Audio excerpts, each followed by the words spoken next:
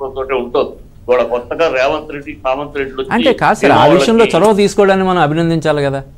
ఇప్పుడు అంతకుముందు అయితే ఇక్కడ మన రేవంత్ రెడ్డి చొరవ తీసుకోవడంలో అభినందించాలి కదా అనేది అప్పాజీ గారు.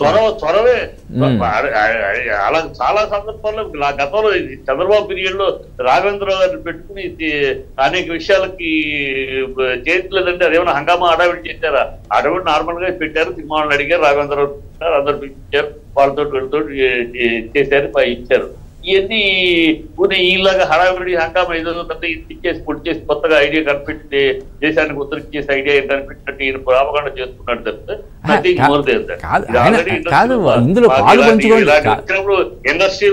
ఇండస్ట్రీలో ఇలాంటి సందర్భాలు వచ్చినప్పుడు ఎప్పుడు ముందే ఉన్నాం. ఎప్పుడు వెనకాల ఎవడో చెప్పితే గానీ మాకు తోస్తే గానీ ముందుకెళ్లాల్సిన అవసరం చక్కని ఎంటర్ డూ ఇట్ కనుక అది ఆటోమేటిక్ చేస్తారు. దాన్ని ఆటోమేటిక్ ఈయన మిగతా తప్పిదాలు మిగతా అన్ని ఆయన గుళ్ళు గోపురాలు టూరిజంలు మీరు ఇన్వెస్ట్ చేయాలి. ఏంటంటే ప్రభుత్వం మిమ్మల్ని ఎన్నుకున్నది ఎందుకు, ప్రజలు మిమ్మల్ని ఎన్నుకున్నందుకు, ప్రభుత్వం మీకు ఇచ్చేందుకు అవన్నీ మేము చూడమనే. దోచుకోండి, మీరు దోచుకోండి, మీరేమో దోచుకుంటారు గుళ్ళుని గోపురాలని టూరిస్ట్. అప్పాజీ గారు ఏదో పాయింట్ చెప్తున్నారు. అంటే సార్ ఇప్పుడు తెలంగాణ రాష్ట్రం కొత్తగా ఆవిర్భవించాక తెలంగాణకు బ్రాండ్ అంబాసిడర్గా మనం అమితాబ్ బచ్చన్ గారిని తీసుకోవడం మనం చూసాం. నాకు తెలిసి అందుకోసం భారీ మొత్తంలో పారితోషికం చెల్లించే ఉంటారు. మరి ఈయన అంటే ఈ టూరిజం కోసం కావచ్చు, లేదంటే డ్రగ్స్కి వ్యతిరేకంగా కావచ్చు, ఇటువంటి వాటి కోసం మీరు స్వచ్ఛందంగా మీరు ముందుకొచ్చి ప్రచారం చేయండి అని పిలుపునివ్వడం, దానికి అదే ఆయన పిలిపివ్వడం సార్. ఆయన ముందు ఆయన అవినీతి లేకుండా దోచుకోకుండా ప్రజలు దోచుకోకుండా ప్రజలతో ఆ డబ్బు కాదు సార్. ఆయన కాదు అంటే కాదు సార్, మనం ఈ అంశానికి పరిమితం అయితే సార్ సార్ ఆయన అవినీతి పాల్పడుతున్నాడా లేదనేది వేరే విషయం సార్. కేవలం అంటే మీరు రాజకీయంగా వెళ్లకుండా సో ఈ కేవలం సినిమా ఇండస్ట్రీకి ఆయన అయితే వాళ్ళు ఏవైతే ఒక సూచన ఇలాగా చేశారో వాటికి సంబంధించి మనం మాట్లాడుకుందాం. సూచనలే తప్పులు అంటున్నాను సార్. ఇదే చెప్తాను, సూచనలోనే ఎంత తప్పుడు సూచన.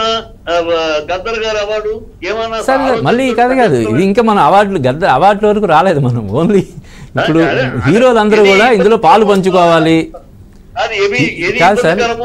ప్రభుత్వం చెప్పిన దాంట్లో ఏది ఇబ్బందికరమో సామాజిక అన్ని పార్టీల ఎజెండా. ఇప్పుడు మొన్న జరిగిన మీటింగ్ ఫైనల్ కాదు కదా సార్, ఇంకా చాలా మీటింగ్లు అవుతాయి కదా. మమ్మల్ని పాపులర్ చేయమంటారేంటి?